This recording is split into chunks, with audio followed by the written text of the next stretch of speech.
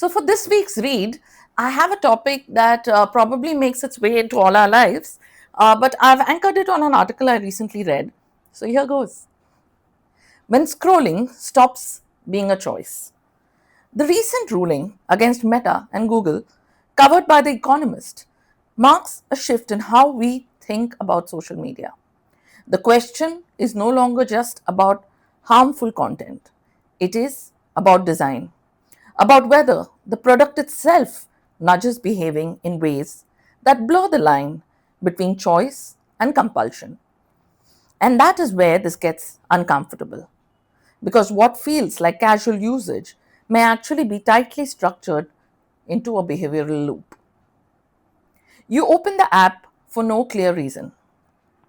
It rarely starts with intent. You're not looking for something specific, you just check. This is driven by motivational uncertainty, the quiet pull of maybe. Maybe there is a message. Maybe something interesting happened. Maybe there is something worth seeing. The absence of certainty is precisely what makes the action repeatable. You're not responding to a need, you are responding to a possibility. You stay longer than you planned. Once inside, time stretches. This is where variable reward takes over. The experience is uneven by design. One scroll gives you nothing, the next gives you something brilliant, then nothing again. That inconsistency is not a flaw, it is the hook, because predictability gets boring. Unpredictable rewards keep us searching and coming back. The next piece of content always holds the promise of being better. You keep going, you keep going because it feels unfinished. Content rarely closes the loop. It opens more of them. A headline that does not fully reveal. A video that sets up something without immediate proof. This is the information gap theory.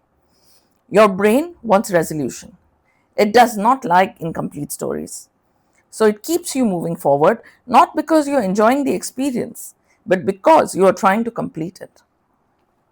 You leave, but not really.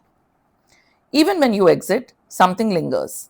Half watched videos, saved posts, threads you might return to. This is where the Zeigarnik effect quietly operates. Unfinished tasks stay active in your mind. The platform does not need to pull you back, your own memory does the job.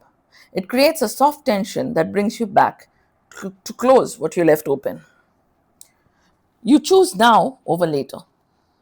At some level, you are aware that you could be doing something else, something more meaningful.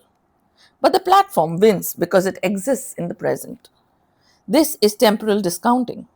Immediate rewards are usually valued more than future ones. One more scroll now feels easier than any long term payoff. And so the decision repeats moment after moment. It all feels effortless. Perhaps the most important part and the most powerful part of this system is how easy it feels. There is no real decision to make, no friction, no stopping cues. This is cognitive ease. Your brain prefers what is simple and low effort. And when something feels easy, you stay with it longer. Not because you decide to, but because nothing pushed you to stop. The loop we do not see. You check because something might be there. You stay because the next thing might be better.